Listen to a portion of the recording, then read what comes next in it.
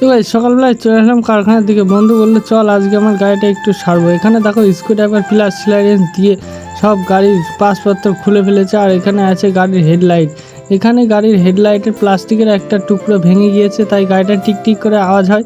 বললো এটা ঠিক করতে হবে। ফেভিকুইক দিয়ে এটা জোড়া লাগাচ্ছিল আস্তে আস্তে, যাতে ভালো মতন ওটা জোড়া লেগে যায়। তারপরে গাইস ফেভিকুইক একটু দেওয়ার পরে কাপড় দিয়ে ওই জায়গাটা ভালো করে টাইট করে দিল। তারপরে স্ক্রুড্রাইভার দিয়ে সব নাটগুলো একদম টাইট হয়ে গেল।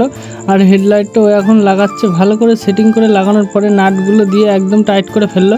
তারপরে খুলে ফেললো গাড়ির সিট, আর আস্তে আস্তে খুলে ফেললো একটা একটা করে ভাইজার। আর এখানে দেখো গাড়ি সবকিছু এক এক করে সব খুলে ফেলেছে। আর গাড়ি দেখো পিছন থেকে কেমন লাগছে, এপাশ ওপাশ সব স্ক্রুড্রাইভার আর ক্লিয়ারেন্স দিয়ে সব খুলে ফেলেছে। তারপরে গাইজ আমাদের গাড়ি একটা একটা করে নাট লাগিয়ে পুরো ওকে করে ফেললাম। আর 4-5টা বন্ধুরা মিলে চলে আসলাম সকালবেলায় দাদার দোকানে চা খাওয়ার জন্য।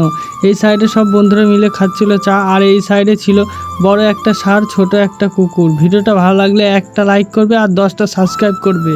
নেক্সট ভিডিও আবার দেখা হচ্ছে।